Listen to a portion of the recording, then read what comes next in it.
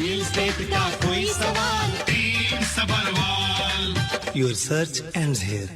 ਜੀ welcome back to ਸੁਣਿਓ radio Y. ਮੈਂ ਹਾਂ ਤੁਹਾਡਾ ਹੋਸਟ ਗੁਰਦੀਪ ਤੇ ਅੱਜ ਸਟੂਡੀਓ ਦੇ ਫੋਨ ਨੰਬਰ ਨਾਲ ਪ੍ਰੋਗਰਾਮ ਦੀ ਸ਼ੁਰੂਆਤ ਕਰਦੇ ਹਾਂ 9052269109 905-226-9109। ਲਾਸਟ ਪ੍ਰੋਗਰਾਮ ਬੇਸ਼ੱਕ ਇੱਕ ਅਲੱਗ ਫ੍ਰੀਕੁਐਂਸੀ ਤੇ ਚੱਲ ਰਿਹਾ ਸੀ, ਲੇਕਿਨ ਬਹੁਤ ਸਾਰੀਆਂ ਕਾਲਸ ਜਿਹੜੀਆਂ ਉਹ ਸਟੂਡੀਓ ਨੰਬਰ ਤੇ ਆ ਰਹੀਆਂ ਸਨ। ਲੇਕਿਨ ਹੁਣ ਤੁਹਾਡੇ ਵਾਸਤੇ ਜਿਹੜੀਆਂ ਲਾਈਨਸ ਅਸੀਂ ਓਪਨ ਕਰਾਂਗੇ, ਪੀਕੇ ਜੀ ਸਾਡੇ ਨਾਲ ਬੜੀ ਜਲਦ ਹੀ ਜੁੜਨ ਜਾ ਰਹੇ ਨੇ। ਲੇਕਿਨ ਇਸ ਤੋਂ ਪਹਿਲਾਂ ਕਿ ਮੈਂ ਪੀਕੇ ਜੀ ਦੀ ਵੈਲਕਮ ਕਰਾਂ, ਮੇਰੇ ਨਾਲ ਸਟੂਡੀਓ 'ਚ ਸਾਥ ਦੇ ਰਹੇ ਨੇ ਸਰਾ जी। सरा जी वेलकम, बहुत बहुत स्वागत है ਤੁਹਾਡਾ। बहुत बहुत शुक्रिया गुरदीप जी। बिल्कुल, एंड हमारे लिस्टर्स को मैं बता दूं कि स्टूडियो नंबर मैं भी एक दफा जरूर बता दूं 9052269109 905-226-9109। वाई मीडिया के किसी भी प्लेटफॉर्म पर एडवर्टाइज करने के लिए 416 475 5000 416 475 5000। ਬਹੁਤ ਸ਼ੁਕਰੀਆ ਸਾਰਾ ਜੀ, ਥੈਂਕ ਯੂ। ਸੋ ਇਹਦੇ ਨਾਲ ਹੀ ਮੈਂ ਸਵਾਗਤ ਕਰਾਂਗਾ ਰੀਅਲ ਸਟੇਟ ਦਾ ਕੋਈ ਸਵਾਲ ਪੀਕੇ ਸੱਭਰਵਾਲ ਜੀ ਸਾਡੇ ਨਾਲ ਹਾਜ਼ਰ ਨੇ। ਪੀਕੇ ਜੀ ਵੈਲਕਮ, ਕੀ ਹਾਲ ਚਾਲ? Thank you very much Gurdeep ji and very good afternoon to all our listeners. Gurdeep ji good afternoon ਪੀਕੇ ਜੀ, ਬਹੁਤ ਬਹੁਤ ਸਵਾਗਤ ਹੈ। ਪੀਕੇ ਜੀ ਬਹੁਤ ਸਾਰੇ ਸਵਾਲ ਜਿਹੜੇ ਜਦੋਂ ਕਿ ਅਸੀਂ ਗੱਲਬਾਤ ਕਰ ਰਹੇ ਸੀ ਲਾਸਟ ਪ੍ਰੋਗਰਾਮ ਦੇ ਉੱਪਰ, ਤੇ ਉਦੋਂ ਬਹੁਤ ਸਾਰੇ ਜਿਹੜੀ ਕਾਲਸ ਜੀ ਉਹ ਸਟੂਡੀਓ ਨੰਬਰ ਦੇ ਉੱਪਰ ਆ ਰਹੀਆਂ ਸਨ। ਸੋ ਮੈਨੂੰ ਲੱਗਦਾ ਹੈ ਕਿ ਜਿਹੜੀ ਅਸੀਂ ਗੱਲਬਾਤ ਕਰ ਰਹੇ ਸੀ, ਮੈਨੂੰ ਲੱਗਦਾ ਹੈ ਕਿ ਬਹੁਤ ਸਾਰੇ ਸਾਡੇ ਲਿਸਨਰ ਜਿਹੜੇ ਨੇ ਉਹ ਕਨੈਕਟ ਕਰਦੇ ਨੇ, ਕਿਉਂਕਿ ਸਾਰਿਆਂ ਦੀ ਸੇਮ ਪ੍ਰੋਬਲਮ ਨੇ। ਅਸੀਂ ਸਾਰੇ ਇੱਕ ਹੀ ਜਿਹੜੀ ਕਿਸ਼ਤੀ ਦੇ ਸਵਾਰ ਹਾਂ। ਸੋ ਸਭ ਨੇ ਕਿਸੇ ਨੇ ਕੁਝ ਗਲਤੀ ਵੀ ਕੀਤੀ ਹੋਏਗੀ, ਕਿਸੇ ਨੇ ਕੁਝ ਫਿਊਚਰ ਇਨਫੋਰਮੇਸ਼ਨ ਚਾਹੀਦੀ ਹੋਏਗੀ ਤੁਹਾਡੇ ਕੋਲੋਂ। ਸੋ ਹੁਣ ਅਸੀਂ ਲਾਈਨਸ ਜਿਹੜੀਆਂ ਓਪਨ ਕਰਦੇ ਹਾਂ, ਤੁਹਾਡੇ ਕੋਲ ਸਵਾਲ ਨੇ, ਕੁਐਸਚਨ ਨੇ ਪੀਕੇ ਜੀ ਕੋਲੋਂ ਰੀਅਲ ਸਟੇਟ ਦੇ ਬਾਰੇ, ਤੇ 9052269109 905-226 ਸਟੂਡੀਓ ਦੇ ਨੰਬਰ ਨੇ। ਪੀਕੇ ਜੀ ਸਭ ਤੋਂ ਪਹਿਲਾਂ ਤੁਸੀਂ ਆਪਣਾ ਫੋਨ ਨੰਬਰ ਤੇ ਸਰ ਓਪਨਿੰਗ ਸਟੇਟਮੈਂਟ ਦੇ ਦਿਓ, ਫਿਰ ਗੱਲਬਾਤ ਦੀ ਸ਼ੁਰੂਆਤ ਕਰਦੇ ਹਾਂ। ਜੀ ਮੇਰਾ ਫੋਨ ਨੰਬਰ 6472994757 6472994757। ਗੁਰਦੀਪ ਜੀ ਅਸੀਂ ਜਿਹੜੀ ਗੱਲ ਕਰ ਰਹੇ ਸੀ ਨਾ ਕਿ ਓਪਨਿੰਗ ਸਟੇਟਮੈਂਟ ਦੇ ਅੰਦਰ ਜਿਹੜੀ ਪਿਛਲੀ ਵਾਰ ਗੱਲ ਕੀਤੀ ਸੀ ਲਾਸਟ ਸ਼ੋਅ 'ਚ ਕਿ people are sitting on the side line, ਔਰ ਅਜੇ ਇੰਟਰਸਟਡ ਜਿਹੜਾ ਘਟ ਰਿਹਾ ਹੈ ਉਹਦਾ ਹਲਚਲ ਸ਼ੁਰੂ ਹੋਈ ਹੈ, ਪਰ ਅਜੇ ਉਹਦਾ ਰਿਜ਼ਲਟ ਸਾਹਮਣੇ ਨਹੀਂ ਆਇਆ ਔਰ ਨਾ ਜਲਦੀ ਆਉਂਦਾ ਨਜ਼ਰ ਆ ਰਿਹਾ ਹੈ। ਉਹਨੂੰ ਕੰਟੀਨਿਊ ਕਰਦੇ ਹੋਏ ਕਿ ਇੱਕ ਗੱਲ ਮੈਂ ਹੋਰ ਕਹਿਣਾ ਚਾਹਾਂਗਾ, ਇਹ ਵੀ ਬੜਾ ਵੱਡਾ ਕਾਰਨ ਹੈ ਜਿਹਨੂੰ ਕਿ ਬੈਂਕ ਆਫ ਕੈਨੇਡਾ ਐਕਨੋਲਜ ਵੀ ਕਰਦਾ ਹੈਗਾ ਕਿ ਜੌਬਸ ਅਨਐਮਪਲੋਇਮੈਂਟ ਤੁਹਾਨੂੰ ਪਤਾ ਆਲਮੋਸਟ 7% ਫਿਰ ਘਟ ਗਈ, ਔਰ ਜਿਸ ਵਕਤ ਜੌਬ ਨਹੀਂ ਰਹੇਗੀ तो फिर मॉर्गेज किस तरह मिलेगी? या सेंटीमेंट ਤੁਸੀਂ ਜਿਹੜੀ ਗੱਲ ਕੀਤੀ ਸੀ ਕਿ ਅਗਰ ਡਾਊਨ ਹੋਏਗਾ, ਜਿਹਨਾਂ ਕੋਲ ਜੌਬ ਹੈਗੀ ਵੀ ਤਾਂ ਉਹਨੂੰ ਖਤਰਾ ਹੈ ਕਿ ਜੌਬ ਪਤਾ ਨਹੀਂ ਕੱਲ ਰਹਿੰਦੀ ਕਿ ਨਹੀਂ ਰਹਿੰਦੀ, ਤੇ ਕਿਸ ਤਰ੍ਹਾਂ ਕਰ ਖਰੀਦਣਗੇ। ਇੰਨੀ ਵੱਡੀ ਜ਼ਿੰਮੇਵਾਰੀ, ਇੰਨੀ ਵੱਡੀ ਇੱਕ ਜਿਹਨੂੰ ਕਹਿੰਦੇ ਆਪਣੇ ਉੱਤੇ ਇੱਕ ਰਿਸਪੌਂਸਿਬਿਲਿਟੀ ਕਿਸ ਤਰ੍ਹਾਂ ਲੈ ਲੈਣਗੇ ਵਰਕਿੰਗ ਏਜ ਪੀਪਲ ਜਿਹੜਾ, ਕਿਉਂਕਿ ਇਹ ਟੌਪਿਕ ਮੋਗਾ ਸਾਹਿਬ ਦਾ ਹੈ ਨਹੀਂ, ਮੈਨੂੰ ਪੱਕਾ ਪਤਾ ਉਹਨਾਂ ਨੇ ਇਹ ਗੱਲ ਜ਼ਰੂਰ ਕਰਨੀ ਸੀ ਜਿਹੜੀ ਮੈਂ ਕਰ ਰਿਹਾ। ਵਰਕਿੰਗ ਏਜ ਪੀਪਲ ਜਿਹੜਾ ਇਸ ਕੰਟਰੀ ਦੇ ਅੰਦਰ ਅਗਸਤ ਦੇ ਅੰਦਰ 96,400 ਵਧੇ ਨੇ। ਸਟੈਟਸ ਕੈਨੇਡਾ ਦੀ ਰਿਪੋਰਟ ਹੈ ਜਿਹੜੀ ਫਰਾਈਡੇ ਉਹਨਾਂ ਨੇ ਆਈ ਸੀਗੀ। ਇਹਦਾ ਮਤਲਬ ਇਹ ਫਿਗਰ 96,000 ਪਲੱਸ ਦੀ ਫਿਗਰ ਇਹ ਸ਼ੋ ਕਰਦੀ ਹੈ ਕਿ ਪਰਸੈਂਟੇਜ ਵਾਈਜ਼ ਸਾਡੀ country Canada the population growth is among the fastest in the world. ਹੁਣ ਦੂਜੀ ਦੁੱਖ ਵਾਲੀ ਗੱਲ ਸੁਣ ਲਓ, ਪਿਛਲੇ 3 ਮਹੀਨੇ ਦੇ ਅੰਦਰ ਕੈਨੇਡਾ ਦੀ ਇਕਨੋਮੀ ਨੇ ਇੱਕ ਜੌਬ ਕ੍ਰੀਏਟ ਕੀਤਾ ਹੈ for every 6 worker, 1 job for every 6 worker who joined labor force, lowest rate ever ਪਿਛਲੇ 3 ਮਹੀਨੇ ਦੇ ਅੰਦਰ। ਮੈਂ ਇਹਦਾ ਕਨੈਕਸ਼ਨ ਰੀਅਲ ਸਟੇਟ ਦੇ ਅੰਦਰ ਲਗਾਉਣਾ ਚਾਹੁੰਦਾ। ਸਰ 15 ਸਾਲ ਦੀ ਵੱਡੀ ਏਜ ਦੇ ਲਾਸਟ ਈਅਰ ਦੇ 1.1 ਮਿਲੀਅਨ ਬੰਦੇ ਜਿਹੜੇ ਨੇ ਟੋਟਲ ਪੋਪੂਲੇਸ਼ਨ ਜੁੜੀ ਹੈਗੀ 1.1 ਮਿਲੀਅਨ ਜੁੜੀ ਹੈ ਲਾਸਟ ਈਅਰ ਦੇ ਅੰਦਰ 15 ਈਅਰ ਪਲੱਸ। ਅੱਧੇ ਜਿਹੜੇ ਨੇ ਚਲੋ ਪੜ੍ਹਾਈ ਪੂਰੀ ਬਾਕੀ ਜਗ੍ਹਾ ਲਓ, ਬਾਕੀ ਅੱਧਿਆਂ ਨੇ ਜੌਬ ਵਾਸਤੇ ਅਪਲਾਈ ਕੀਤਾ ਹੈ, ਔਰ ਸਰ ਉਸ ਚੋਂ ਹਾਫ 54% ਦੇ ਕਰੀਬ ਉਹੀ ਸਕਸੈਸਫੁਲ ਹੋਏ ਨੇ। ਇਹ ਬਲੂਮਬਰਗ ਦੀ ਰਿਪੋਰਟ ਹੈ ਸਰ, ਮੈਂ ਨਹੀਂ ਕਹਿ ਰਿਹਾ, ਬਲੂਮਬਰਗ ਦੀ ਰਿਪੋਰਟ ਹੈਗੀ। ਇਨ ਕੰਟਰਾਸਟ ਅਗਰ ਇਹਨੂੰ ਦੇਖੀਏ ਨਾ ਸਰ, 20 ਸਾਲ ਪਹਿਲੇ 2 ਲੱਖ ਤੋਂ 5 ਲੱਖ ਪੀਪਲ ਐਡਿਟ ਹੁੰਦੇ ਸੀਗੇ, ਔਰ almost virtually everybody would get the job. ਇਹ 20 ਸਾਲ ਪੁਰਾਣੀ ਗੱਲ ਹੋ ਰਹੀ ਹੈ। ਹੁਣ ਤੁਸੀਂ ਹਿਸਾਬ ਲਗਾਓ ਕਿ ਰੀਅਲ ਸਟੇਟ ਦੇ ਉੱਤੇ ਇੰਨੀ ਜਲਦੀ ਅਸਰ ਕਿਸ ਤਰ੍ਹਾਂ ਨਜ਼ਰ ਆ ਜਾਏਗਾ। ਇਹ ਬਿਜ਼ਨਸ ਦੀ ਗੱਲ ਦੇਖ ਲਓ, ਤੁਸੀਂ ਬਾਕੀ ਛੱਡੋ, ਬਿਜ਼ਨਸ ਦੀ ਗੱਲ ਦੇਖ ਲਓ। ਕੈਨੇਡਾ ਜੌਬ ਮਾਰਕੀਟ ਚੰਗੀ ਤਰ੍ਹਾਂ ਤੁਹਾਨੂੰ ਪਤਾ ਜਿੱਥੋਂ ਮੈਂ ਕਹਿ ਰਿਹਾ ਕੂਲ ਹੋਈ ਹੈ। ਇੰਡੀਡ ਕਹਿ ਰਿਹਾ ਕਿ 23% ਪੋਸਟਿੰਗ ਉਹਨਾਂ ਦੇ ਅੰਦਰ ਘੱਟ ਗਈ। ਇੰਡੀਡ ਦਾ ਮੇਨ ਜਿਹੜਾ ਦਾ ਸੋਰਸ ਹੈਗਾ। ਤੇ ਇਹ ਜਿਹੜਾ ਹੈਗਾ ਨਾ, ਇਹ ਜਿਹੜੇ ਅਲੱਗ-ਅਲੱਗ ਜਿਸ ਤਰ੍ਹਾਂ ਬੈਂਕ ਆਫ ਨੋਵਾ ਸਕੋਸ਼ੀਆ ਦੇ ਹੋਲਡ ਸਾਹਮਣੇ ਉਹ ਕਹਿੰਦੇ ਨੇ ਕਿ Canada over shot on immigration ਤੁਸੀਂ ਵਧਾਤੀ ਬਹੁਤ ਜ਼ਬਰਦਸਤ, ਬਿਠਾਉਣ ਵਾਸਤੇ ਜਗ੍ਹਾ ਨਹੀਂ ਉਹਨਾਂ ਕੋਲ। ਔਰ ਇਹ ਜਿਹੜਾ ਹੈਗਾ ਮਿਸਮੈਨੇਜਮੈਂਟ का उन्होंने वर्ड यूज किया है, it is a mismanagement of the sources. और यह चीज़ों का सर रोटी ते भी पेगा, कपड़े ते पेगा, मकान ते पेगा, और मकान रीअल एस्टेट मेरा टॉपिक है, वो पेगा ही पेगा। इनू एडजस्ट होने वास्ते टाइम लगेगा। मेरा ख्याल लगेगा इन्वेंटरी क्लियर होने वास्ते अजे कुछ महीने होर लगणगे, और एक उसके बाद फिर शॉर्टेज पैनी है, क्योंकि अजे हाउसिंग स्टार्ट बड़े ज्यादा घट हो गए ने। हुण अगर हाउसिंग स्टार्ट घट हो गए ने तो 2 साल बाद फिर इन्वेंटरी नजर ही नहीं आनी। जी पहले तो इन्वेंटरी एडजस्ट हो जाएगी, एकोमोडेट हो जाएगी, उसके बाद फिर शॉर्टेज हो जाएगी। ऐसा साइकिल चलता रहेगा। ਜੀ ਗੁਰਦੀਪ ਜੀ। ਪੀਕੇ ਜੀ, ਇਸ ਮੌਕੇ ਤੇ ਇੱਕ ਵੈਸੇ ਤੁਸੀਂ ਇਹਨੂੰ ਰਿਊਮਰ ਵੀ ਕਹਿ ਸਕਦੇ ਹੋ ਤੇ ਹੋ ਸਕਦਾ ਇਹਦੇ ਵਿੱਚ ਕੁਝ ਸੱਚਾਈ ਵੀ ਹੋਵੇ। ਪੀਕੇ ਜੀ, ਇੱਕ ਰਿਊਮਰ ਚੱਲ ਰਿਹਾ ਹੈ ਕਿ ਕਹਿੰਦੇ ਕਿ ਬਹੁਤ ਸਾਰੇ ਆਉਣ ਵਾਲੇ ਫਿਊਚਰ ਦੇ ਵਿੱਚ ਲੋਕ ਜਿਹੜੇ ਨੇ ਉਹ ਘਰ ਨਹੀਂ ਲੈ ਸਕਣਗੇ ਤੇ ਉਹ ਰੈਂਟ ਦੇ ਉੱਪਰ ਹੀ ਰਹਿਣਗੇ।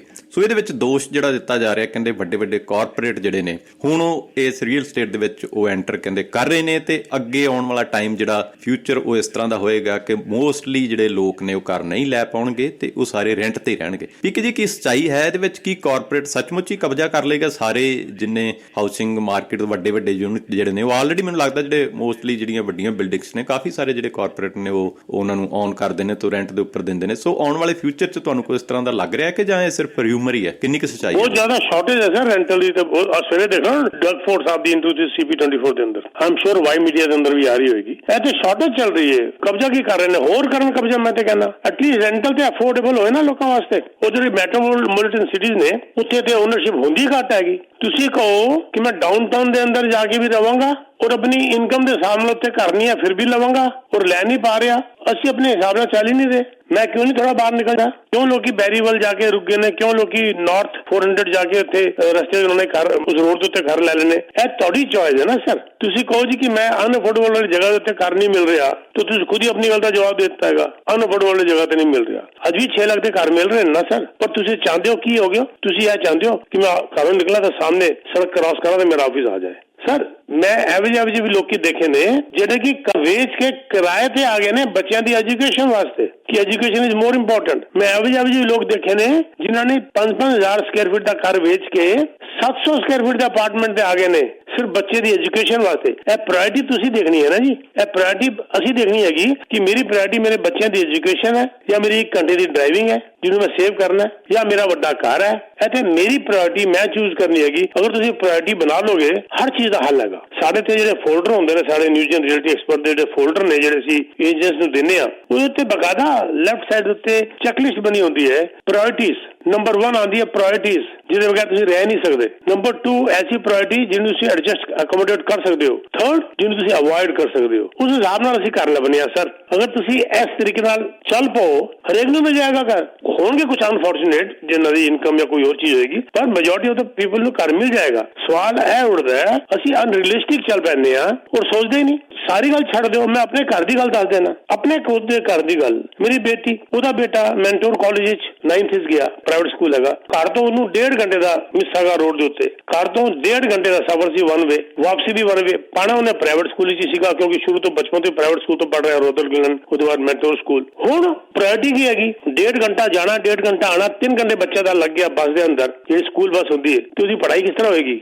ਬੱਚੀ ਨੇ ਆਪਣਾ ਘਰ ਵੇਚਤਾ ਸਰ। ਹੁਣ 3 ਸਤੰਬਰ ਇਹ ਹੁਣੇ ਉਹ ਸਕੂਲ ਦੇ ਕੋਲ ਜਾ ਕੇ ਮੂਵ ਕੀਤੀ ਹੈ। ਵੱਡਾ ਘਰ ਵੇਚ ਕੇ ਛੋਟੇ ਘਰ ਚਲੀ ਗਈ ਹੈ। ਪ੍ਰਾਇੋਰਟੀ ਉਹਦੀ ਬੱਚੇ ਦੀ ਐਜੂਕੇਸ਼ਨ ਸੀਗੀ। ਮੇਰੇ ਆਪਣੇ ਘਰ ਦੀ ਗੱਲ ਹੈਗੀ ਤੇ ਅਸੀਂ ਉਹ ਚਾਹੁੰਦੇ ਹਾਂ ਪ੍ਰਾਇੋਰਟੀ ਦੇ ਅੰਦਰ। ਜਦ ਮੈਨੂੰ ਕਹੇ ਪ੍ਰਾਇੋਰਟੀ ਆਉਂਦੀ ਤੇ ਮੈਨੂੰ ਬੜਾ ਹਾਸਾ ਆਉਂਦਾ। ਮੈਂ ਉਹਨਾਂ ਨੂੰ ਬਿਠਾ ਕੇ ਸਮਝਾਉਣਾ ਕਿ ਇਹ ਪ੍ਰਾਇੋਰਟੀ ਕੀ ਹੋਈ। ਉਹ ਪ੍ਰਾਇੋਰਟੀ ਸਕੂਲ ਘਰ ਤੋਂ ਮੈਕਸਿਮਮ 10 ਮਿੰਟ ਕਮਿਊਟਿੰਗ ਮੇਰੇ ਆਫਿਸ ਤੋਂ ਵੀ ਨਾਟ ਮਚ more than 30 minutes ਘਰ ਹੈ। ਤੇ ਮੈਂ ਕਿਹਾ ਪ੍ਰਾਇੋਰਟੀ ਕੀ ਹੋਈ? ਤੁਸੀਂ ਤਾਜ ਮਹਿਲ ਮੰਗ ਰਹੇ ਹੋ ਔਰ ਸਭ ਚੀਜ਼ਾਂ ਮੰਗ ਰਹੇ ਹੋ। ਪ੍ਰਾਇੋਰਟੀ ਕਿੱਥੇ ਹੋਈ? ਇਹਨਾਂ ਤਿੰਨਾਂ 'ਚ ਇੱਕ ਪ੍ਰਾਇੋਰਟੀ ਬੋਲੋ। ਤਿੰਨਾਂ 'ਚ ਇੱਕ ਹੁੰਦੀ ਹੈ priority either school or you are commuting to the office or house size. ਉਹ ਅਲੱਗ ਗੱਲ ਹੈ ਕਿ 2 ਚੀਜ਼ਾਂ ਮਿਲ ਜਾਣਗੀਆਂ ਪਰ ਪ੍ਰਾਇੋਰਟੀ ਇੱਕ ਹੋਏਗੀ 3 ਨਹੀਂ ਹੋਣਗੀਆਂ। ਇੱਥੇ ਅਸੀਂ ਕਈ ਵਾਰ ਗੁਰਦੀਪ ਜੀ ਧੋਖਾ ਖਾ ਜਾਂਦੇ ਹਾਂ। ਇਸੇ ਕਰਕੇ ਮੈਂ ਆਪਣੇ ਕਲਾਇੰਟ ਨੂੰ ਮਿਲਣਾ ਮੀਟਿੰਗ ਕਰਨਾ ਮੀਟਿੰਗ ਕਰਕੇ ਉਹਨਾਂ ਨੂੰ ਸਮਝਾਉਣਾ ਕਿ B practical in your life. ਘਰ ਬਣੇਗਾ ਲੇਕਿਨ ਅਗਰ ਘਰ ਖਰੀਦੋਗੇ ਤੇ ਅਗਰ ਮਕਾਨ ਖਰੀਦਣ ਬਹਿ ਜਾਓਗੇ ਤਾਂ ਘਰ ਨਹੀਂ ਬਣੇਗਾ। ਫਿਰ ਮਕਾਨ ਲੱਭਦੇ ਰਹਿ ਜਾਓਗੇ ਔਰ ਲੈ ਲੋਗੇ ਤਾਂ ਟੈਨਸ਼ਨ 'ਚ ਰਹਿ ਜਾਓਗੇ। ਬੜੀ ਸਿੰਪਲ ਜੀ ਗੱਲ ਹੈ ਜੀ। ਬਿਲਕੁਲ ਪੀਕੇ ਜੀ, ਮੇਰੇ ਸਵਾਲ ਵੀ ਜਿਹੜੇ ਉਹ ਤਿਆਰ ਨੇ। ਹੋਰ ਕੁਝ ਸਵਾਲ ਨੇ ਲੇਕਿਨ ਸਾਡੇ ਕਾਲਰ ਜਿਹੜੇ ਨੇ ਉਹਨਾਂ ਦੇ ਵੀ ਕੁਝ ਸਵਾਲ ਹੋਣਗੇ। ਸੋ ਸਾਡੇ ਨਾਲ ਕੁਝ ਕਾਲਰ ਵੀ ਨੇ। ਜੇ ਤੁਹਾਡੀ ਇਜਾਜ਼ਤ ਹੋਏ ਤਾਂ ਕਾਲਰ ਵੀ ਲੈ ਲਈ। जी सर। जी नेक्स्ट कॉल सर कौन सा बोल रहे हो? हेलो जी सर वेलकम। कौन सा बोल रहे हो? वेलकम जी। हामिद बात कर रहे हैं। ठीक है सर। सर क्या हाल है आपके? ठीक है। Thank you very much Hamid ji. बिल्कुल ठीक है हामिद जी।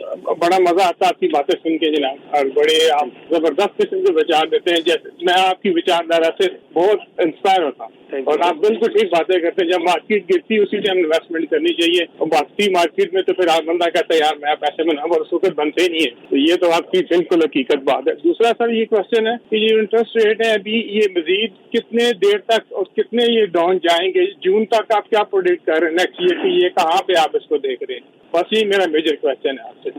जी मैं आपको बताऊं छोटी सी बात बड़ी बहुत इम्पोर्टेंट। बैंक ऑफ कनाडा ने अभी वार्न किया है बैंक ऑफ कनाडा ने, आम किसी इकोनॉमिस्ट ने या मैंने तुमने नहीं किया, बैंक ऑफ कनाडा ने वार्न किया है एक्सेस सप्लाई की वजह से, because of excess oil inflation में स्लो टू मच। उनको अब ये खतरा शुरू हो गया है कि इन्फ्लेशन कहीं बहुत ज्यादा नीचे ना आ जाए। Bank of Canada now worried inflation में बी कूलिंग टू फास्ट, और उनको ये भी डर लग रहा है कि इसकी वजह से कहीं हम रिसेशन की तरफ ना चले जाएं। तो इसीलिए इंटरेस्ट, जो एम्प्लॉयमेंट की जो रिपोर्ट आई है जो कि ठीक नहीं आई, खराब आई, अब वो बहुत संभल के चल रहे हैं। पर मेरा ये मानना है, अब आप नोट कर लीजिए 23 अक्टूबर, क्योंकि उससे पहले पहले अभी 18 सितंबर को फेड, यूएस फेड का भी रिपोर्ट आनी है, और पूरी उम्मीद है उनका जो है ये इंटरेस्ट नीचे आ रहा है 25 बेसिस पॉइंट 50% और 50 बेसिस पॉइंट 50%। यहां तक उम्मीद है कि 50 बेसिस पॉइंट भी नीचे आ सकता है, लेकिन 25 पक्का है। 23 अक्टूबर नोट कर लीजिए हमारी डेट, जब इंटरेस्ट रेट 25 बेसिस पॉइंट नीचे आएगा। उसके बाद 11 दिसंबर नोट कर लीजिए आप डेट, जब हमारा 25 बेसिस पॉइंट नीचे आएगा। आज के हालात के हिसाब से बोल रहा हूँ सर। उसके बाद 11 दिसंबर के बाद अब उम्मीद 29 जनवरी की भी होगी है मेरे मालिक, अब 29 जनवरी की भी उम्मीद होगी है इंटरेस्ट रेट नीचे आने की। तो ये 3 पक्के हो गए। हमारा ये मानना है कि by the end of 2025 overnight जो है 2.75 तक आने की उम्मीद है, जो आज 4.25 है। 4.25 से 2.75 का मतलब होता है 6 बार और क्वार्टर बेसिस पॉइंट नीचे आएगा। अगर 50 बेसिस पॉइंट हुआ तो 5 बार, टोटल 1.5 हुआ 150 बेसिस पॉइंट, यानी कि 1.5% नीचे आने की उम्मीद है। मैक्सिमम 1.5 नहीं हुआ तो 1.25, 3% भी कुछ इकोनॉमिस्ट का कहना है कि 3% ओवरनाइट हो सकता है। ये हमारा मानना है। पर ये नीचे आने के बाद मुझे ज्यादा लंबा चलता हुआ नजर आ रहा है, क्योंकि इकोनॉमी अच्छा काम नहीं कर रही हमारी ही नहीं, पूरे वर्ल्ड की। अब जापान में देखो उन्होंने क्या निकाला, अब यूके में देखो, अब न्यूजीलैंड का देखो क्या हाल हुआ पड़ा। तो ये मेरे विचार है जो आपने पूछा। पीके जी, एक मैं यहाँ कुछ ऐड करना चाहता हूँ कि मैं, क्योंकि कनाडा की जो इकॉनमी है ना, मोस्टली वो रियल स्टेट पे डिपेंड करती है, ठीक है। तो जब तक इनकी रियल स्टेट थोड़ी बहुत मूव नहीं करेगी तो इकॉनमी में बेहतरी के चांसेस बहुत कम है, मुझे जो नजर आता है। तो ये जिस इंटरेस्ट रेट पे अभी भी अगर आप 6-7 लाख की, यही मगलन साहब ने भी कहा कि रियल स्टेट को मूव करना बहुत ज्यादा जरूरी है हमारी इकोनॉमी के लिए। ये एग्जैक्टली उन्होंने ये बात बोली। जी। और दूसरा सर ये है कि ये अभी भी देखें ना, आप 7-1 लाख की मॉर्गेज लें तो अभी भी वो $4,000 बनती है। तो एवरेज यहाँ जो घर की प्राइस है, तो बहुत ही थका हुआ घर भी लें वो 7-8 लाख से कम नहीं मिलता, राइट जी। तो वो भी 4,000 भी लोगों के लिए देना मुश्किल है। जब तक ये मॉर्गेज की जो किस्त है ये 31-3200 के अराउंड नहीं आती, इंटरेस्ट रेट उस लेवल पे नहीं आता, तो मेरा नहीं ख्याल कि ये कोई इतनी मूवमेंट होगी मार्केट में। तो वही देख रहे हैं 35 की किस्त आने वाली है, 7 लाख के ऊपर 35 की किस्त तो आने वाली है। हाँ, उसके अराउंड जाके ये मुझे उम्मीद है कि ये मार्केट मूव करेगी तो उससे इकॉनमी काफी बेहतर हो जाएगी, चीजें मूव करना शुरू हो जाएंगी। लेकिन उससे पहले काफी मुश्किल है। 7 लाख के ऊपर we always multiply with 5, 7 lakh को 5 से मल्टीप्लाई कर दो। वी ऑलवेज नहीं, मतलब अब जो हमारे को चांसेस नजर आ रहे हैं 3-4 बार इंटरेस्ट रेट कम होने के बाद, इसको 5 से मल्टीप्लाई कर दीजिए। आज हम 5.5 से कर रहे हैं, तो 5 से मल्टीप्लाई कर दीजिए। ये 35 तो आने वाली है, ज्यादा दूर नहीं है। और मुझे लगता है कि आप भी जो आपने वही बात बोली जो मकलन साहब ने कही। जी। थैंक यू सर, बहुत शुक्रिया आपका। थैंक यू अमित भाई, थैंक यू। ਜੀ ਪੀਕੇ ਜੀ, ਬਿਲਕੁਲ। ਵੈਸੇ ਤੁਹਾਡੇ ਜਿਹੜੀ ਤੁਸੀਂ ਗੱਲ ਕਰ ਰਹੇ ਹੋ, ਬੈਂਕ ਆਫ ਕੈਨੇਡਾ ਜਿਹੜੇ ਗਵਰਨਰ ਨੇ ਉਹਨਾਂ ਨੇ ਡੀਪਰ ਇੰਟਰਸਟ ਰੇਟ ਕੱਟ ਦੀ ਗੱਲ ਕੀਤੀ। ਤੁਸੀਂ ਡੀਪਰ ਹੁਣ ਕਿੰਨੇ ਹੋਣਗੇ? ਬਿਲਕੁਲ ਤੁਹਾਡੀ ਗੱਲ ਠੀਕ ਹੈ ਕਿ ਇਹ ਗਰੋਥ ਦੇ ਉੱਪਰ, ਇਕਨੋਮੀ ਦੇ ਉੱਪਰ ਵੀ ਨਿਰਭਰ ਕਰਦਾ ਹੈ, ਤੇ ਮੈਨੂੰ ਲੱਗਦਾ ਹੈ ਕਿ ਜਿਹੋ ਜੀ ਸਿਚੁਏਸ਼ਨ ਚੱਲ ਰਹੀ ਹੈ। ਅੱਛਾ ਜੀ ਪੀਕੇ ਜੀ, ਅੱਜ ਪੰਕਜ ਜੀ ਨਾਲ ਨਹੀਂ, ਲੇਕਿਨ ਵੈਸੇ ਮੈਂ ਤੁਹਾਡਾ ਓਪੀਨੀਅਨ ਇੱਕ ਜ਼ਰੂਰ ਲੈਣਾ ਚਾਹਾਂਗਾ ਕਿ ਇਹ ਵੈਸੇ ਜਸਟ ਓਪੀਨੀਅਨ ਹੀ ਮੈਂ ਕਹਿ ਰਿਹਾ, ਕਿਉਂਕਿ US ਦੇ ਵਿੱਚ ਪੀਕੇ ਜੀ ਤੁਹਾਨੂੰ ਕੀ ਲੱਗਦਾ ਕਮਲਾ ਹੈਰਿਸ ਬੈਟਰ ਹੋ ਸਕਦੇ ਨੇ ਕੈਨੇਡਾ ਵਾਸਤੇ, ਜਾਂ ਤੁਹਾਨੂੰ ਡੋਨਲਡ ਟਰੰਪ ਜਿਹੜੇ ਨੇ ਉਹ ਲੱਗਦੇ ਨੇ? ਕੈਨੇਡਾ ਦੇ ਪਰਸਪੈਕਟਿਵ ਦੇਖੀਏ ਤੇ ਕੈਨੇਡਾ ਦੇ ਪਰਸਪੈਕਟਿਵ ਵਾਸਤੇ I would go for Kamala Harris. Sir ਵੈਸੇ ਮੋਸਟਲੀ ਜਿਹੜੀ ਤੁਹਾਡੀ ਰਾਏ ਹੈ, ਮੈਨੂੰ ਲੱਗਦਾ ਬਹੁਤ ਸਾਰੇ ਲੋਕ ਐਗਰੀ ਕਰ ਰਹੇ ਨੇ, ਕਿਉਂਕਿ ਡੋਨਲਡ ਟਰੰਪ ਦਾ ਤੁਹਾਨੂੰ ਪਤਾ ਹੀ ਉਹਨਾਂ ਦਾ ਸਟਾਈਲ ਕਿਸ ਤਰ੍ਹਾਂ ਦਾ ਹੈ। ਲੇਕਿਨ ਪੀਕੇ ਜੀ, ਸਵਾਲ ਜਿਸ ਤਰ੍ਹਾਂ ਤੁਸੀਂ ਪਹਿਲਾਂ ਗੱਲਬਾਤ ਕਰ ਰਹੇ ਸੀ, ਮੇਰਾ ਇੱਕ ਸਵਾਲ ਹੋਰ ਵੀ ਸੀ ਕਿ ਬਹੁਤ ਸਾਰੇ ਲੋਕ, ਤੁਹਾਨੂੰ ਯਾਦ ਹੋਏਗਾ ਕਿ ਪਹਿਲਾਂ ਜਿਨ੍ਹਾਂ ਦੇ ਬੱਚੇ ਦੂਰ ਯੂਨੀਵਰਸਿਟੀਜ਼ ਵਗੈਰਾ 'ਚ ਪੜ੍ਹਨ ਜਾਂਦੇ ਸੀ, ਤੇ ਬਹੁਤ ਸਾਰੇ ਲੋਕ ਉੱਥੇ ਇਨਵੈਸਟਮੈਂਟ ਕਰ ਲੈਂਦੇ ਸੀ, ਚਾਹੇ ਉਹ ਕੈਂਬਰਿਜ ਦੀ ਗੱਲ ਕਰ ਲਓ, ਓਟਵਾ ਦੀ ਗੱਲ ਕਰ ਲਓ। ਲੇਕਿਨ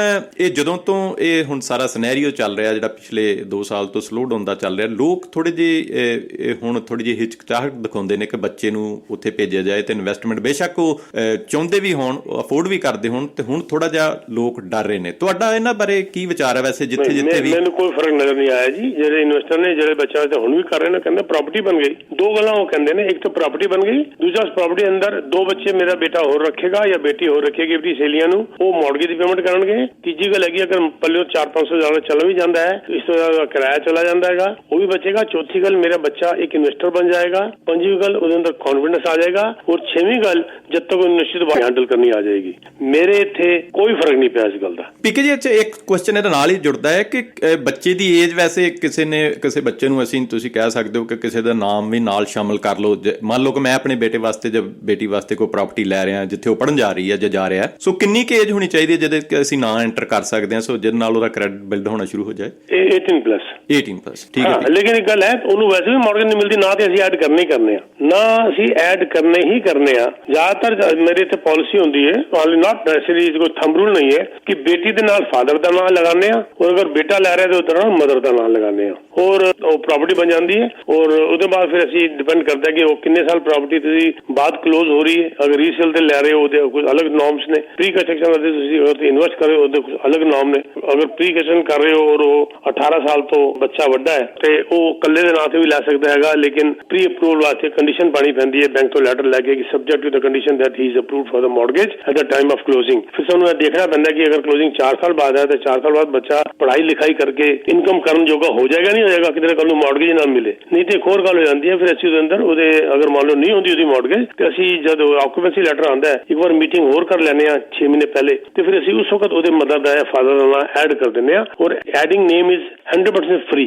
ਅਸੀਂ ਬਿਲਡਰ ਨਾਲ ਪਹਿਲੇ ਕਲੀਅਰ ਕੀਤਾ ਹੁੰਦਾ ਹੈ, ਨਾ ਐਡ ਕਰਨਾ 100% ਫ੍ਰੀ ਹੈ, no charges, only they have to pay lawyers fees ਜੋ 400-500 ਜਿਹੜਾ ਡਾਲਰ ਹੁੰਦਾ ਹੈ, ਤੇ ਨਾ ਉਸ ਵਕਤ ਐਡ ਕਰਨੇ ਆ।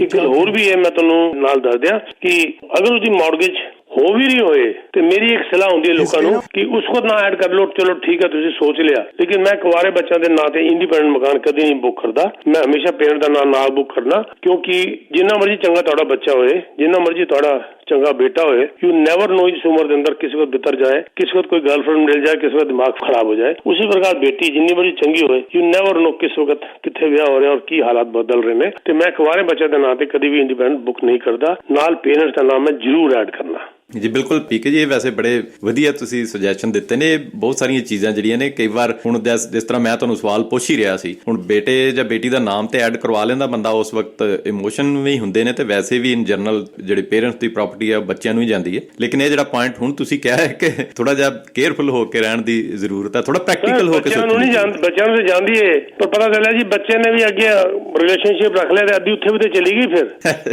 ਇੱਕ ਤਾਂ ਟੈਨਸ਼ਨ ਅਲੱਗ, ਤਨਾਲ ਫਾਈਨੈਂਸ਼ੀਅਲ ਸਟ੍ਰੈਸ ਅਲੱਗ, ਉਹ ਅਲੱਗ ਹੈ। ਅਸੀਂ ਪ੍ਰੀਨੈਪ ਕਰ ਲਓ, ਇਹ ਪ੍ਰੀਨੈਪ ਤੇ ਖਤਮ ਹੀ ਹੋ ਗਿਆ ਹੁਣ ਕੈਨੇਡਾ ਵਿੱਚ, ਤੇ ਪ੍ਰੀਨੈਪ ਤੇ ਕੋਈ ਸਾਡੇ ਲੋਕਾਂ ਦੇ ਕਲਚਰ ਦੇ ਅੰਦਰ ਹੁੰਦਾ ਹੀ ਨਹੀਂ, ਮੰਨਦੇ ਹੀ ਨਹੀਂ। ਤੇ ਸਿੰਪਲ ਜੀ ਗੱਲ ਹੈਗੀ ਕਿ ਅਸੀਂ ਉਹ ਕਰ ਦਿੰਦੇ ਹਾਂ। ਹੁਣ ਅਸੀਂ ਇਹ ਦੇਖ ਲੈਣਾ, ਸਪੋਜ਼ ਕਰੋ ਛੋਟੀ ਜਿਹੀ ਗੱਲ ਹੋਰ ਦੱਸ ਦਿਆਂ, ਔਰ ਬੱਚੇ ਨੇ ਪਹਿਲੇ ਹੀ ਕਰ ਲਿਆ ਵਿਆਹ, और पता चलिया जी वाइफ नाल बन नहीं रही, हुण बन नहीं रही ते हुण जब खड़ा हो गया जो प्रॉपर्टी बुक की हुई है तो असीं क्लोजिंग कर देने, बेटे दे नाल 1% शेयर कर देने, मदर दे नाल 99% कर देने। लै लो जी जिन्ना लैंदे हो, की लै लोगे 1% ਦੇ ਅੰਦਰ। ਠੀਕ ਹੈ ਜੀ, ਇਹ ਐਕਸਪੀਰੀਅੰਸ ਹੀ ਹੈ ਤੁਹਾਡਾ ਜਿਹੜਾ ਇਹ ਸਾਰੇ ਕੁਝ ਸੁਜੈਸ਼ਨ, ਬਿਲਕੁਲ ਇਹ ਜਿਹੜੀਆਂ ਚੀਜ਼ਾਂ ਪ੍ਰੈਕਟੀਕਲੀ ਆਪਾਂ ਫੇਸ ਕਰਦੇ ਹਾਂ ਮੋਸਟਲੀ, ਕਈ ਵਾਰ ਕੁਝ ਕੇਸਿਸ 'ਚ ਸਾਰਾ ਕੁਝ ਹੋ ਜਾਂਦਾ। ਸੋ ਥੈਂਕ ਯੂ, ਇਹ ਬਹੁਤ ਵੈਲਿਊਏਬਲ ਸੁਜੈਸ਼ਨ ਨੇ। ਪੀਕੇ ਜੀ ਮੈਨੂੰ ਪਤਾ ਹੈ ਕਿ ਟਾਈਮ ਤੁਹਾਡੇ ਕੋਲ ਥੋੜਾ ਜਿਹਾ ਘੱਟ ਹੈ, ਜੇ ਇਜਾਜ਼ਤ ਦਿਓ ਤੇ ਇੱਕ ਦੀ ਕਾਲ ਹੋਰ ਲੈ ਲਈਏ ਜੀ। ਨੈਕਸਟ ਕਾਲ ਕੌਣ ਸਾਹਿਬ ਹੋ ਰਹੇ ਸਰ? हेलो गुरदीप, सत श्रीकाल जी। सरोवर जी नमस्कार जी, सत श्रीकाल जी। क्या हाल है आपके? हाँ, बस ठीक है जी।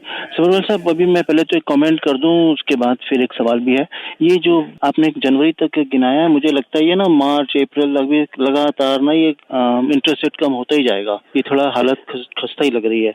और दूसरा ये है कि कहते हैं 1/3 कनेडियंस जिनके पास घर है, चाहे वो रेंटल है चाहे जो भी है, वो सब स्ट्रगल कर रहे हैं सुबह शाम की रोटी खाने के लिए। पूरी तरह ये अभी फिगर आई थी आपने पढ़ी, बिल्कुल ठीक कहा आपने। हाँ जी। और दूसरा ये है कि जो किराए वाले ना, जिन्होंने किराया दे रहे हैं, वो भी स्ट्रगल कर रहे हैं, किराया नहीं दे पा रहे हैं। तो वो कब किराया देंगे और कैसा पैसा जोड़ेंगे, वो कब खरीदेंगे घर, इसके बारे में ये है। बस ये बिल्कुल आपके कमेंट्स बिल्कुल ठीक है जी। एग्जैक्टली 7% रेंट डाउन हुआ है, आपको पता है।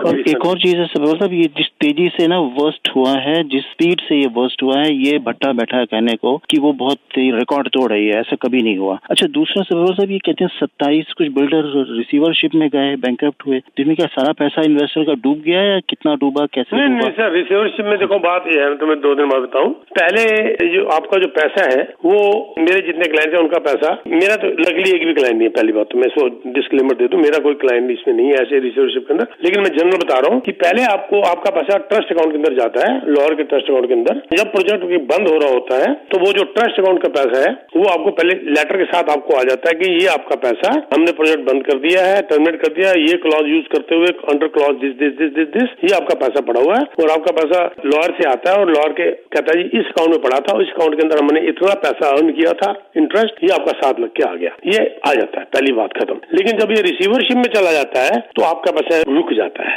क्योंकि ऑफर आती है। आप ट्रिनिटी एक प्रोजेक्ट था जिसने उन्होंने कहा था कि पैसा ले लो, जिन्होंने लिया उनको मिल गया, जिन्होंने कहा नहीं हम तो नहीं लेंगे पैसा अभी वापस, पहले फैसला होने दो, तो वो रिसीवरशिप में चला गया, अब उनका पैसा रुका हुआ है वहां पर। और कईयों का जो फैसला होगा ट्रस्टीज का फाइनल, तो उनका पैसा आ जाएगा और 99.9% है कि वो पैसा उनका पूरा ही आएगा, कम नहीं आएगा।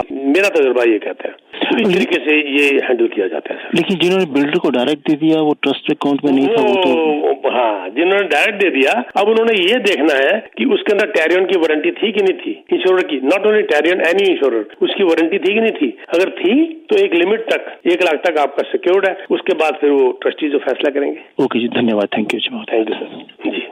ਜੀ thank you very much PK ji. PK ਜੀ ਕੋਈ ਸਵਾਲ ਤਾਂ ਵੈਸੇ ਹੋਰ ਵੀ ਸੀ, ਲੇਕਿਨ ਸਮੇਂ ਦੀ ਨਜ਼ਾਕਤ ਤੁਸੀਂ ਕਿਹਾ ਸੀ ਕਿ ਥੋੜਾ ਜਿਹਾ ਅੱਜ ਤੁਹਾਡਾ ਬਿਜੀ ਸਕੇਜੂਲ ਹੈ ਸਰ, ਇਸ ਮੌਕੇ ਦੇ ਉੱਪਰ ਤੁਸੀਂ ਆਪਣਾ ਫੋਨ ਨੰਬਰ ਤੇ ਜਿਹੜੇ ਪ੍ਰੋਜੈਕਟਸ ਨੇ ਤੁਹਾਡੇ ਉਹ ਅਨਾਉਂਸ ਕਰ ਦਿਓ।